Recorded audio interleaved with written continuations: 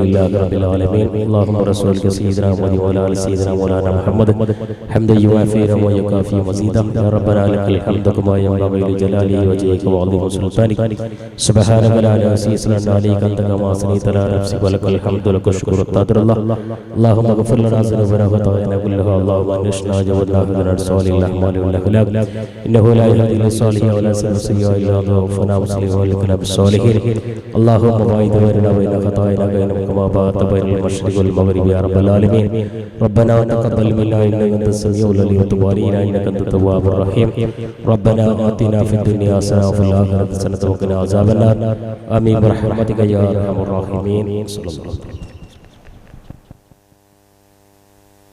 അസ്സലാമു അലൈക്കും. നമ്മുടെ കാര്യ പരിപാടി ഔദ്യോഗികമായി ആരംഭിക്കുന്നതിന് മുമ്പ് ഒമാന്യനായ ജില്ലാ ലീഗിന്റെ പ്രസിഡന്റ്, നമുക്കറിയാം 25 വർഷത്തിന് ശേഷം മുസ്ലിം ലീഗിന്റെ അധ്യാപക സംഘടനയായ KSTUവിന്റെ സംസ്ഥാന സമ്മേളനം കാസർഗോഡ് വെച്ച് നടക്കുകയാണ്. അതിന്റെ സ്വാഗത സംഘം ചെയർമാനാണ് ജില്ലാ മുസ്ലിം ലീഗിന്റെ പ്രസിഡന്റ് കൂടിയായ ശ്രീ കലക്ടർ അമായിൻ ഹാജി സാഹിബ്. അപ്പോൾ അതിന്റെ ഉദ്ഘാടനം മുസ്ലിം ലീഗിന്റെ സംസ്ഥാന ജനറൽ സെക്രട്ടറി PMS സലാം സാഹിബ് കാസർഗോഡ് ടൗൺ ഹാളിൽ വെച്ച് നിർവഹിക്കുമ്പോൾ ആ പരിപാടിയിൽ സംബന്ധിക്കേണ്ട ആളായതുകൊണ്ട്, നമ്മുടെ ഉദ്ഘാടകൻ കൂടി ആയതുകൊണ്ട് സ്വാഗത ഭാഷണവും അധ്യക്ഷ പ്രസംഗവും ഒക്കെ ഉദ്ഘാടന പ്രസംഗത്തിന് ശേഷം നടത്താം എന്ന് തീരുമാനിച്ചതിന്റെ അടിസ്ഥാനത്തിൽ ഈ പരിപാടിയുടെ നമ്മുടെ പ്ലീനറി 25 കൗൺസിൽ ക്യാമ്പിന്റെ ഔപചാരികമായ ഉദ്ഘാടന കർമ്മം ബഹുമാന്യനായ കലക്ടർ അമായിൻ ഹാജി സാഹിബ് നിർവഹിക്കും. അതിനുശേഷം അധ്യക്ഷ പ്രസംഗവും സ്വാഗതം പ്രസംഗമൊക്കെ നടത്തും എന്നും കൂടി അറിയിക്കുകയാണ്. പരിപാടിയുടെ ഔപചാരികമായ ഉദ്ഘാടന കർമ്മം നിർവഹിക്കുന്നതിന് വേണ്ടി മുസ്ലിം ലീഗിന്റെ ആദരണീയനായ ജില്ലാ പ്രസിഡന്റ് കലക്ടർ അമായിൻ ഹാജി സാഹിബിനെ അധ്യക്ഷന് വേണ്ടി ആദരപൂർവ്വം ക്ഷണിക്കുന്നു. അസ്സലാമു അലൈക്കും. മണ്ഡലം president collector Abdul Khader Sahib, panchayat president അധ്യക്ഷൻ കൂടിയായ അബ്ദുൽ ഖാദർ കളനാട്, സ്വാഗതം അരുളിയ TD കബീർ ഉൾപ്പെടെയുള്ള മുസ്ലിം ലീഗിൻ്റെയും യൂത്ത് ലീഗിൻ്റെയും മറ്റു പോഷക ഘടകങ്ങളുടെയും നേതാക്കളെ, നല്ലവരായ ചമനാട് പഞ്ചായത്ത് മുസ്ലിം ലീഗ് കൗൺസിലർമാരെ, അസ്സലാമു അലൈക്കും.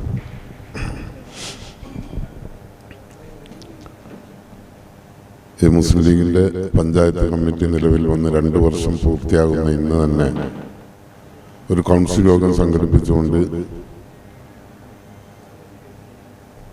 വരുന്ന തദ്ദേശ സ്വയംഭരണ സ്ഥാപനത്തിലേക്കുള്ള തെരഞ്ഞെടുപ്പിന് മുന്നോടിയായി അതിൻ്റെ മുന്നൊരുക്കത്തിന് വേണ്ടിയുള്ള തയ്യാറെടുപ്പുകളുടെ ഭാഗമായി ഇങ്ങനെ ഒരു കൗൺസിൽ യോഗം സംഘടിപ്പിക്കുകയും എല്ലാ വാർഡുകളിലും വാർഡ് സഭകൾ വിളിച്ചു ചേർത്തുകൊണ്ട് പ്രവർത്തകരെ സജ്ജരാക്കുകയും ചെയ്യുന്നതിന് വേണ്ടി പഞ്ചായത്ത് കമ്മിറ്റി സംഘടിപ്പിച്ച ഈ യോഗം കുറച്ച് നേരത്തെ പറഞ്ഞ സമയം 9 മണിയാണെങ്കിലും 10 മണിക്കെങ്കിലും ഉദ്ഘാടനം നടക്കുമെന്നാണ് പ്രതീക്ഷിച്ചിരുന്നത്. അപ്പോൾ പിന്നെയും കുറച്ച് സമയം നീട്ടി കൊണ്ടുപോകാൻ എല്ലാവരും എത്തിച്ചേരണമെങ്കിൽ 11 മണിയാവും എന്ന് പറഞ്ഞുകൊണ്ടിരുന്നപ്പോൾ ഞങ്ങൾക്ക് ഞാൻ CT അമീദ് സാഹിബ് ഉൾപ്പെടെ നേരത്തെ നിശ്ചയിച്ചത് പ്രകാരം ഭാരവാഹി യോഗങ്ങളും ജില്ലാ നേതൃയോഗവും അതുപോലെ തന്നെ ഇപ്പോൾ പറഞ്ഞ പോലെ KSTU സംസ്ഥാന സമ്മേളനത്തോടനുബന്ധിച്ച്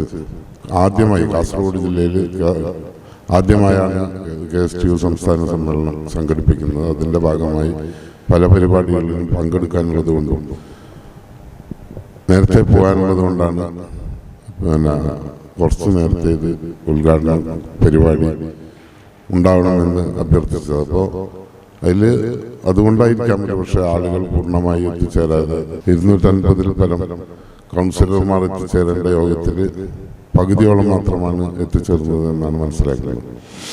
ബാക്കിയുള്ളവർ വിവരമായിരിക്കും പക്ഷേ. അതുപോലെ സംസ്ഥാന മുസ്ലിം ലീഗ് കമ്മിറ്റിയുടെ നിർദ്ദേശമുണ്ട്. ഇപ്പോൾ ചന്ദ്രിക ക്യാമ്പയിൻ്റെ ഭാഗമായി ചന്ദ്രിക ഭരിക്കാറാവാതെ കൗൺസിലർമാർ കൗൺസിലർ സ്ഥാനത്ത് നിന്ന് ഒഴിവാക്കപ്പെടുന്നതായിരിക്കും. അപ്പോൾ അത് ഇപ്പം ചന്ദ്രിക വരിക്കാറ് ചേർക്കാനുള്ള സമയം നീട്ടി കൊടുത്തുകൊണ്ടായിരിക്കാം എല്ലാവർക്കും നേരത്തെയുള്ള എല്ലാവർക്കും നോട്ടീസ് അയച്ച് എല്ലാവരെയും വിളിച്ചു ചേർത്തിട്ടുണ്ട്.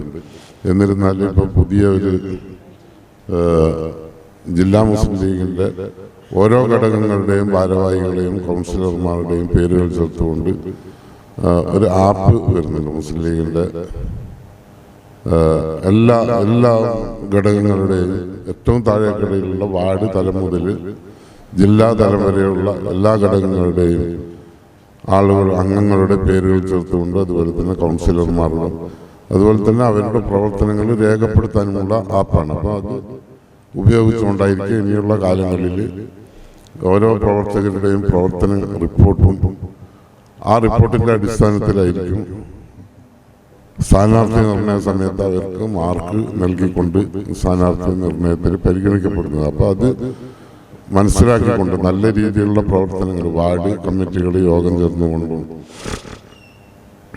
മറ്റുള്ള വികസന പ്രവർത്തനങ്ങൾ ജനങ്ങൾക്ക്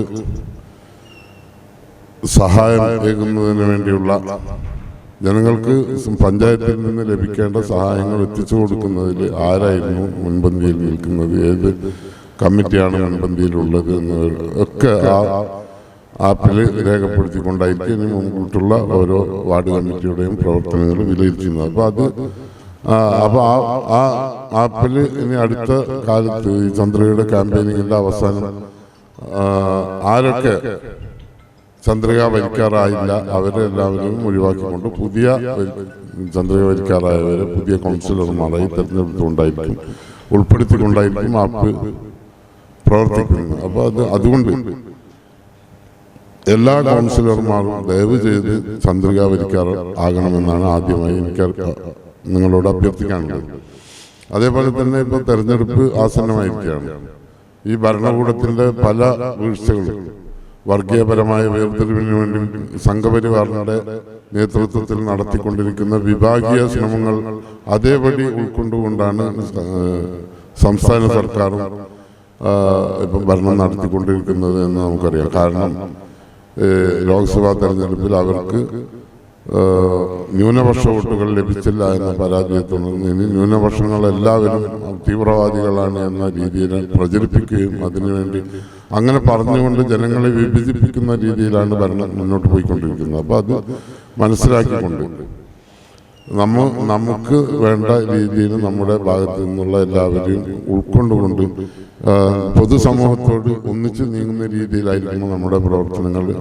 അതേപോലെ തന്നെ നമുക്ക് ഒറ്റക്കെട്ടായി പല അഭിപ്രായങ്ങളും ഉണ്ടാവാതെ ഒറ്റക്കെട്ടായി മുന്നോട്ട് പോകാനുള്ള സാഹചര്യം കൂടി നമ്മുടെ ഭാഗത്തു നിന്ന് ഉണ്ടാക്കണം. എന്നാൽ മാത്രമേ നമുക്ക് ഈ തെരഞ്ഞെടുപ്പിൽ വർഗീയത കളിച്ചുകൊണ്ട് വരുമ്പോൾ ഭൂരിപക്ഷത്തിനായിരിക്കും എന്നും മുൻകൈ ഉണ്ടാകുന്നത്. അപ്പോൾ അത് നേരിടാൻ പൊതുസമൂഹത്തോട് ഒന്നിച്ച് നീങ്ങിക്കൊണ്ട് മറ്റുള്ളവർക്ക് അർഹതപ്പെട്ടത് പിടിച്ചു വാങ്ങാതെ നമുക്ക് അർഹതപ്പെട്ടത് ചോദിച്ചു വാങ്ങിക്കൊണ്ടുള്ള രീതിയായിരിക്കണം നമ്മുടെ മുൻകാലങ്ങളിൽ മുസ്ലിം ലീഗിൻ്റെ നേതാക്കന്മാർ ചെയ്തത് അതുതന്നെയായിരുന്നു. അപ്പോൾ ഇപ്പോൾ പലപ്പോഴും ആരോപിക്കപ്പെടുന്നത് മുസ്ലിം ലീഗിൻ്റെ നേതൃത്വത്തിൽ മുസ്ലിം സമുദായത്തിന് വേണ്ടി അനർഹമായ പല സ്ഥാനങ്ങളും നേടിയെടുക്കുന്നതെന്നാണ്. ഇപ്പോൾ ഈ അധ്യാപക സംഘടനയുടെ 1.5 ലക്ഷത്തോളം അംഗങ്ങളുള്ള അധ്യാപക സംഘടനയിൽ മുസ്ലിങ്ങൾ ഉള്ളത്, മുസ്ലിം സമുദായത്തിൽപ്പെട്ടവരുള്ളത് 12,000-ഓളം പേര് മാത്രമാണ്. അതായത് ഏകദേശം 8%. ഏകദേശം സംസ്ഥാനത്തെ ജനസംഖ്യയുടെ 30%-ഓളം വരുന്ന മുസ്ലിം സമുദായത്തിന് 8% മാത്രമാണ് അധ്യാപക സംഘടനകൾ. അതുപോലെ തന്നെ സർക്കാരിൻ്റെ വിവിധ മേഖലകളിലും സർക്കാർ ജോലികളിൽ ഉള്ളതും ഈ 8%-ൽ താഴെ മാത്രമായിരിക്കും. അപ്പോൾ ആ രീതിയിൽ അർഹതമായതുപോലും നമുക്ക് ലഭിക്കാത്ത സാഹചര്യത്തിൽ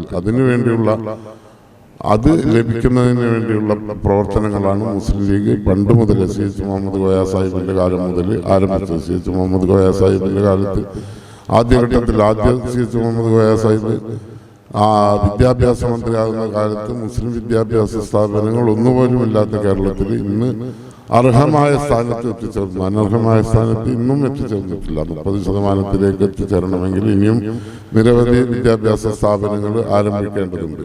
അതുപോലെ തന്നെ ആരോഗ്യ മേഖലയിലും വളരെ പിന്നോക്കമായിരുന്നു മുസ്ലിം സമുദായത്തിൻ്റെ സാന്നിധ്യം. മൃഗീയമായി കൈയടക്കി വെച്ചിരുന്ന ക്രിസ്ത്യൻ സമുദായത്തിന് ഇപ്പം മുസ്ലിം സമുദായം അതിൽ കയറി വരുന്നതിലുണ്ടാകുന്ന അസൂയ കൊണ്ടാണ് ഇന്ന് ക്രിസ്ത്യൻ സമുദായം പോലും മുസ്ലിം സമുദായത്തെ തള്ളിപ്പറഞ്ഞുകൊണ്ടിരിക്കുന്ന, ലോകത്തെ എമ്പാടും നടന്നുകൊണ്ടിരിക്കുന്ന ഇസ്ലാമോഫോബിയയുടെ ഭാഗമായുള്ള പ്രചരണമായിരിക്കാൻ മതി. അപ്പോൾ അതിൽ വികാരഭരിതരാവാതെ പൊതുസമൂഹത്തോട് യോജിച്ചുകൊണ്ടുള്ള പ്രവർത്തനമായിരിക്കണം നമ്മുടെ ഭാഗത്തു നിന്ന് ഉണ്ടാവേണ്ടത്. അതിന് അതേ രീതിയിൽ പ്രതികരിച്ചുകൊണ്ട് യുവാക്കളിൽ തീവ്രമായ ചിന്താഗതികൾ വിതക്കാതെ നല്ല രീതിയിൽ പൊതുസമൂഹത്തോട് യോജിച്ചുകൊണ്ടുള്ള ഈ രാജ്യത്തെ എല്ലാ മതസ്ഥർക്കും എല്ലാ ജാതി മതവിഭാഗങ്ങൾക്കും ഒരുപോലെയുള്ള അർഹമായ അംഗീകാരം നൽകിക്കൊണ്ടുള്ള ഭരണഘടനയാണ് നിലവിലുള്ളത്. അപ്പോൾ ആ ഭരണഘടന പ്രകാരം നമുക്കും ഭരണഘടനക്കനുസൃതമായി മറ്റുള്ളവരുമായി സഹകരിച്ചുകൊണ്ട് എല്ലാവിധത്തിലും സഹകരിച്ചുകൊണ്ട് അവരെ വേദനിപ്പിക്കുന്ന രീതിയിലോ ഇല്ലെങ്കിൽ മറ്റുള്ളവരെ വേദനിപ്പിക്കുന്ന രീതിയിലോ ഏത് സമുദായക്കാരനായാലും അവരെ വേദനിപ്പിക്കുന്ന രീതിയിൽ ഒരു നിലപാടെടുക്കാതെ പൊതുസമൂഹവുമായി എഴുകച്ചേർന്നുകൊണ്ട് കൊണ്ടുള്ള പ്രവർത്തനമായിരിക്കണം നമ്മുടെ ഭാഗത്തു നിന്ന് ഉണ്ടാവേണ്ടത് എന്നാണ് എനിക്ക് നിങ്ങളോട് ആദ്യമായി പറയാനുള്ളത്. അപ്പോൾ അത് മനസ്സിലാക്കിക്കൊണ്ട് പ്രവർത്തിച്ചാൽ മാത്രമേ നമുക്ക് ഇപ്പം വരാൻ പോകുന്ന തെരഞ്ഞെടുപ്പുകളിൽ പഞ്ചായത്ത് തെരഞ്ഞെടുപ്പായാലും അതിനുശേഷം വരുന്ന നിയമസഭാ തെരഞ്ഞെടുപ്പായാലും അതിൽ നല്ല രീതിയിലുള്ള വിജയം കൈവരിക്കണമെങ്കിൽ ഇപ്പോൾ ലോക്സഭാ തെരഞ്ഞെടുപ്പിലുണ്ടായ വിജയം കൈവരിക്കണമെങ്കിൽ ആ രീതിയിലുള്ള പ്രവർത്തനങ്ങൾ ഉണ്ടാവണം. അതുപോലെ തന്നെ വികസന പ്രവർത്തനങ്ങളിൽ നമുക്ക് സാധ്യമായ എല്ലാ വഴികളും തേടിക്കൊണ്ട് കമ്മ്യൂണിസ്റ്റ് പാർട്ടി നടത്തുന്നത് പോലെ UDF സ്വാധീന മേഖലകളിൽ യാതൊരു വികസന പ്രവർത്തനങ്ങളും നടത്താതെ അവർക്ക് വേണ്ട പ്രദേശങ്ങളിൽ മാത്രം വികസന പ്രവർത്തനങ്ങൾ നടത്തുന്ന രീതി ഉപേക്ഷിച്ചുകൊണ്ട് നമുക്ക് ഇപ്പോൾ പല പഞ്ചായത്തുകളും ഈ ഉദുമ നിയോജക മണ്ഡലത്തിൽ ചെമ്മനാട് പഞ്ചായത്ത് മാത്രമാണ് ഭരണം നടത്തിക്കൊണ്ടിരിക്കുന്നത്. അപ്പോൾ ചെമ്മനാട് പഞ്ചായത്തിൽ അങ്ങനെയുള്ള ഒരു ആക്ഷേപവുമില്ല. പിന്നെ ഇടതുപക്ഷത്തിൻ്റെ അംഗങ്ങളുള്ള വാർഡുകളിൽ പോലും നല്ല രീതിയിൽ വികസന പ്രവർത്തനങ്ങൾ നടത്താനും അതുപോലെ തന്നെ കഴിഞ്ഞ തവണ ഉണ്ടായിരുന്ന ഉദുമ പഞ്ചായത്ത്, മുളിയാർ പഞ്ചായത്ത് ഉൾപ്പെടെയുള്ള പഞ്ചായത്തുകളിൽ എല്ലാ രീതിയിലും അവർക്കും കൂടി ലഭ്യമാകുന്ന രീതിയിലാണ് വികസന പ്രവർത്തനങ്ങൾ നടത്തിക്കൊണ്ടിരുന്നത്. പിന്നെ അപ്പോൾ അതെല്ലാം മനസ്സിലാക്കിക്കൊണ്ട് ഇടതുപക്ഷം അങ്ങനെയല്ല. ഇപ്പം ഈ MLA 30 വർഷമായി നമ്മുടെ ഈ നിയോജക മണ്ഡലത്തിൽ ഇടതുപക്ഷത്തിൻ്റെ MLA ആണ്. തീരദേശ മേഖലയിൽ ഒരു വികസന പ്രവർത്തനത്തിന് MLA ഫണ്ടിൽ നിന്ന് അനുവദിച്ച് ലഭിക്കുന്നില്ല. പഞ്ചായത്തുകൾക്ക് ലഭിക്കുന്ന തുച്ഛമായ തുകകൾ ഗ്രാമീണ റോഡുകൾക്ക് വേണ്ടിയുള്ള ചെറിയ തുകകൾ തീരദേശ പഞ്ചായത്തുകളിൽ ലഭ്യമാക്കാത്ത അവസ്ഥയാണ് ഇന്ന് ഈ ഉദുമ നിയോജക മണ്ഡലത്തിലുള്ളത്. അങ്ങനെയുള്ള MLA ഫണ്ടുകൾ ഉപയോഗിക്കുന്നത് മുഴുവനും വടടുക്ക, കുറ്റിക്കോല് തുടങ്ങിയ പഞ്ചായത്തുകളിൽ മാത്രമാണ്. അവിടെ മാത്രം ഒതുക്കിക്കൊണ്ട് മറ്റ് വികസന പ്രവർത്തനങ്ങൾ നടക്കുമ്പോൾ MLA കൊണ്ടുവന്നത് എന്ന് പറയാമെങ്കിൽ അതെല്ലാം പദ്ധതികളിൽ ഉൾപ്പെടുത്തിക്കൊണ്ടുള്ള വികസന പ്രവർത്തനങ്ങളാണ്. MLA ഫണ്ടിൽ നിന്ന് ഈ ഗ്രാമീണ റോഡുകൾ അതുപോലെ തന്നെ കൽവെട്ടുകൾ, ഓടകൾ നിർമ്മിക്കുന്നതിന് വേണ്ടി MLA ഫണ്ടിൽ നിന്ന് അനുവദിക്കാവുന്ന ചെറിയ 5-10 ലക്ഷം രൂപയുടെ തുകകൾ ഒരു ചെമ്മനാട് പഞ്ചായത്തിൽ ഒരു വാർഡിൽ പോലും ലഭിച്ചിട്ടില്ല എന്നാണ് ഞാൻ മനസ്സിലാക്കുന്നത്. അതുപോലെ തന്നെ ഉദുമ, പള്ളിക്കര, മുളിയാർ പഞ്ചായത്തുകളിൽ അവരുടെ മേഖലകളിലല്ലാതെ UDFിൻ്റെ മേഖലകളിൽ വികസന പ്രവർത്തനങ്ങൾക്ക് നൽകാത്ത സാഹചര്യമാണ് ഇന്ന് ഈ നിയോജക മണ്ഡലത്തിൽ ഉള്ളത്. ഇപ്പോൾ മുസ്ലിം ലീഗ് വിൽക്കുന്നത് മാത്രമാണ് ചെമ്മനാട് പഞ്ചായത്ത്. പുല്ലൂർപ്പെരിയ പഞ്ചായത്ത് കോൺഗ്രസ് വിൽക്കുന്നുണ്ട്. അപ്പോൾ അതുപോലെ പല പഞ്ചായത്തുകളും നമുക്ക് നമ്മുടെ കൈവശം ഉണ്ടായിരുന്നു. ഇപ്പോൾ ഞാൻ പറഞ്ഞതുപോലെ ഉദുമ, പള്ളിക്കര, മുളിയാർ പഞ്ചായത്തുകൾ മുസ്ലിം ലീഗിൻ്റെ പ്രസിഡന്റുമാരായിരുന്നത് നമ്മുടെ ഇടയിലുണ്ടാകുന്ന ചില അഭിപ്രായ ഭിന്നതകൾ മൂലമാണ് നമുക്ക് നഷ്ടമായത് എന്ന് പറയാതിരിക്കാൻ സാധ്യമല്ല. കാരണം നമ്മുടെ സ്ഥാനാർത്ഥി നിർണയം വരുമ്പോൾ മുസ്ലിം ലീഗിന് ഏറ്റവും വലിയ പ്രശ്നം ഉണ്ടാകുന്നത് 2 വ്യക്തികൾ തമ്മിലുള്ള അഭിപ്രായ ഭിന്നതകളാണ്. അപ്പോൾ അത് ഏറ്റവും ശക്തമായ സാന്നിധ്യമുള്ള ചെമ്മനാട് പഞ്ചായത്തിൽ പോലും 10 വർഷത്തോളം നമുക്ക് ഭരണം നഷ്ടപ്പെട്ടത് അങ്ങനെയുള്ള അഭിപ്രായ ഭിന്നതകൾ മൂലമാണ്. അപ്പോൾ അതുപോലെ പല പഞ്ചായത്തുകളും നമുക്ക് നമ്മുടെ കൈവശം ഉണ്ടായിരുന്നു. ഇപ്പോൾ ഞാൻ പറഞ്ഞതുപോലെ ഉദുമ, പള്ളിക്കര, മുളിയാർ പഞ്ചായത്തുകൾ മുസ്ലിം ലീഗിൻ്റെ പ്രസിഡന്റുമാരായിരുന്നത് നമ്മുടെ ഇടയിലുണ്ടാകുന്ന ചില അഭിപ്രായ ഭിന്നതകൾ മൂലമാണ് നമുക്ക് നഷ്ടമായത് എന്ന് പറയാതിരിക്കാൻ സാധ്യമല്ല. കാരണം നമ്മുടെ സ്ഥാനാർത്ഥി നിർണയം വരുമ്പോൾ മുസ്ലിം ലീഗിന് ഏറ്റവും വലിയ പ്രശ്നം ഉണ്ടാകുന്നത് 2 വ്യക്തികൾ തമ്മിലുള്ള അഭിപ്രായ ഭിന്നതകളാണ്. അപ്പോൾ അത് ഏറ്റവും ശക്തമായ സാന്നിധ്യമുള്ള ചെമ്മനാട് പഞ്ചായത്തിൽ പോലും 10 വർഷത്തോളം നമുക്ക് ഭരണം നഷ്ടപ്പെട്ടത് അങ്ങനെയുള്ള അഭിപ്രായ ഭിന്നതകൾ മൂലമാണ്. അപ്പോൾ അത് മാറ്റിക്കൊണ്ട് ഇപ്പം 3 ടേമായി നമുക്ക് ഭരണം ലഭ്യമായിക്കൊണ്ടിരിക്കുന്നു.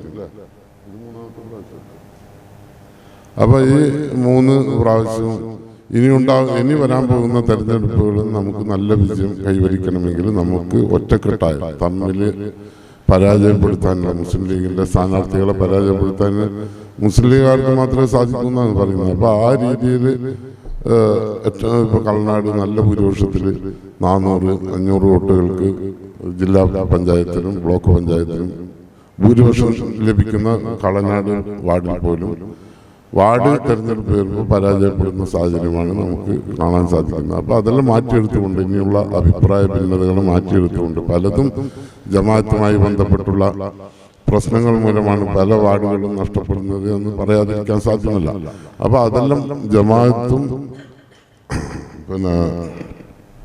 പാർട്ടിയുമായി അത് ബന്ധിപ്പിക്കാതെ പാർട്ടിയുടെ അംഗങ്ങളായിരിക്കാം പക്ഷേ എന്നിരുന്നാലും അത് ബന്ധിപ്പിക്കാതെ ജമാഅത്തിലായാലും ഒരു അഭിപ്രായ ഭിന്നതകളും ഇല്ലാതെ ജമാഅത്ത് കമ്മിറ്റി തെരഞ്ഞെടുപ്പുകളും അതുപോലെ തന്നെ വാർഡിലെ പ്രശ്നങ്ങളിലും വിട്ടുവീഴ്ച ചെയ്തുകൊണ്ടായിരിക്കണം മുന്നോട്ട് പോകേണ്ടത്.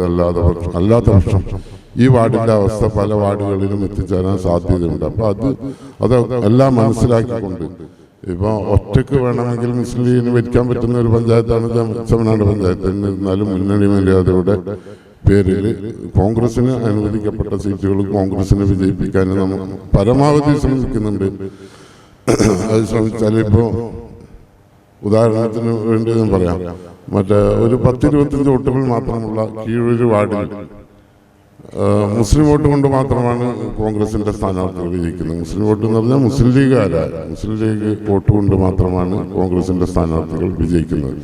എന്നിരുന്നാലും സ്വന്തം സ്ഥാനാർത്ഥിക്ക് വേണ്ടി പ്രവർത്തിക്കുന്നതിനേക്കാൾ ഉപരി മുസ്ലിം ലീഗിൻ്റെ പ്രവർത്തകർ ആ വാർഡുകളിൽ പ്രവർത്തിച്ചുകൊണ്ടാണ് 2-3 വോട്ടുകൾക്ക് ആ വാർഡുകൾ വിജയിപ്പിച്ചുകൊണ്ടിരുന്നത് ഇപ്പോൾ ഇത്രയും കുറേ കാലങ്ങളായി. അപ്പോൾ അത്രയും ആത്മാർത്ഥമായി പ്രവർത്തിക്കുന്ന പ്രവർത്തകരാണ് മുസ്ലിം ലീഗിൻ്റെ പ്രവർത്തകരെന്ന് കോൺഗ്രസിൻ്റെ ഇപ്പം നമ്മുടെ MP എല്ലാ യോഗങ്ങളും പറയുന്നത് എന്നെ വിജയിപ്പിച്ചത് മുസ്ലിം ലീഗാണ് എനിക്ക് വേണ്ടി പ്രവർത്തിച്ചതെന്നാണ്. അപ്പോൾ ആ രീതിയിൽ നമുക്ക് അംഗീകാരമുണ്ട്. ആ രീതിയിലുള്ള അംഗീകാരം നമുക്ക് പലപ്പോഴായും ലഭിക്കാറുണ്ട്. മുസ്ലിം ലീഗ് ഒരിക്കലും സാധിക്കാറില്ല. പക്ഷെ മുസ്ലിം ലീഗിൻ്റെ ചതി വരുന്നത് മുസ്ലിം ലീഗുകാർക്കെതിരായി മാത്രമാണ്. അത് വാർഡ് തെരഞ്ഞെടുപ്പുകളിൽ ഉണ്ടാകുന്ന അഭിപ്രായ ഭിന്നതകൾ, ഓരോ വാർഡിലും ഉണ്ടാകുന്ന അഭിപ്രായ ഭിന്നതകൾ മൂലം മറ്റുള്ള ഒരാളെ എതിർ സ്ഥാനാർത്ഥിയാണെങ്കിൽ പോലും ആ സ്ഥാനാർത്ഥിയെ വിജയിപ്പിക്കുന്നതിന് വേണ്ടി രഹസ്യമായി പ്രവർത്തിക്കുന്നതുകൊണ്ടാണ് ഇങ്ങനെയുള്ള പരാജയങ്ങൾ നമുക്ക് സംഭവിക്കുന്നത്. ഇപ്പം ജില്ലാ പഞ്ചായത്ത് പോലും നമുക്ക് നഷ്ടപ്പെട്ടത് അങ്ങനെയുള്ള പ്രവർത്തനങ്ങൾ കൊണ്ടാണ്. അപ്പോൾ ആ രീതിയിൽ ഇനി ഇല്ലാത്ത നല്ല രീതിയിൽ നമുക്ക് ഈ ചെമ്മനാട് പഞ്ചായത്ത് ഭരണം നിലനിർത്താൻ സാധിക്കണമെങ്കിൽ നമുക്ക് ഒറ്റക്കെട്ടായി മുന്നോട്ട് പോകണം. അതിനുള്ള പ്രവർത്തനങ്ങൾ ഇന്നു മുതലേ ആരംഭിക്കണം. അതിന് സജ്ജരാക്കാൻ വേണ്ടിയാണ് ഇന്ന് ഈ പരിപാടി സംഘടിപ്പിച്ചത്. ഇപ്പോൾ ഈ അധ്യാപക സംഘടനകളുടെ പരിപാടി ഉള്ളത് കൊണ്ട് ഷാജിയെ നേരത്തെ ബുക്ക് ചെയ്തിരുന്നു. ഇപ്പോൾ ഫിറോസ് ഉൾപ്പെടെയുള്ള നേതാക്കൾ ഈ സംഗമത്തിൽ പങ്കെടുക്കും എന്നാണ് മനസ്സിലാക്കുന്നത് അല്ലേ? അപ്പോൾ അതല്ല ഇത് നല്ലൊരു സമയത്താണ് ഇത് ഈ പരിപാടി സംഘടിപ്പിച്ചത്. അതുകൊണ്ട് ഈ പരിപാടി നല്ല രീതിയിൽ വിജയകരമായി നല്ലൊരു പണച്ചെലവോടുകൂടിയാണ് ഇങ്ങനെ ഒരു പരിപാടി സംഘടിപ്പിച്ചതിന് ഇത് കീഴ്ഘടകങ്ങളിലേക്ക് കൂടി വ്യാപിപ്പിച്ചുകൊണ്ട് നല്ല രീതിയിൽ പ്രവർത്തിച്ചാൽ മാത്രമേ നല്ല ഒരു ഏകദേശം 12-13 സീറ്റുകളോടുകൂടി നമുക്ക് ഭരണം നിലനിർത്താൻ സാധിക്കും. മുസ്ലിം ലീഗിന് മാത്രം, UDFിൻ്റെ അല്ല. അപ്പോൾ അത് മനസ്സിലാക്കിക്കൊണ്ടായിരിക്കണം ഇനിയുള്ള മുന്നോട്ടുള്ള പ്രവർത്തനങ്ങൾ നമ്മുടെ ഭാഗത്തു നിന്നുണ്ടാവേണ്ടത്. അതുപോലെ തന്നെ ജില്ലാ പഞ്ചായത്ത്, ബ്ലോക്ക് പഞ്ചായത്ത് ഉൾപ്പെടെയുള്ള ഭരണ സ്ഥാപനങ്ങൾ നിലനിർത്താനും അതിൻ്റെ ഭരണം കൂടി നിലനിർത്താനും നമുക്ക് സാധിക്കണമെങ്കിൽ ഒറ്റക്കെട്ടായ പ്രവർത്തനം നമ്മുടെ ഭാഗത്തു നിന്നുണ്ടാകണമെന്നുകൂടി ഓർമ്മിപ്പിച്ചുകൊണ്ട് ഈ പരിപാടി നല്ല നിലയിൽ പരിസമാപിക്കട്ടെ എന്ന് പ്രാർത്ഥിച്ചുകൊണ്ട് ഈ പരിപാടിക്ക് എല്ലാവിധ ഭാവങ്ങളും നേർന്നുകൊണ്ട് ഇതിൻ്റെ ഉദ്ഘാടനം നിങ്ങളുടെ എല്ലാവരുടെയും സമ്മതത്തോടു കൂടി നിർവഹിച്ചുകൊള്ളുന്നു. അസ്സലാമു അലൈക്കും. ക്യാമ്പയിൻ്റെ ഭാഗമായി കളനാട്ടുള്ള പ്രിയപ്പെട്ട റംസാനാജിക്ക് ചന്ദ്രിക നൽകിക്കൊണ്ട് ജില്ലാ മുസ്ലിം ലീഗിൻ്റെ പ്രസിഡന്റ് കളക്ടർ മായനാജി സാഹിബ് നിർവഹിക്കുന്നു. റംസാനാജിയെ ക്ഷണിക്കുന്നതിനായി കൽക്കമാനെ സാന്നിധ്യം.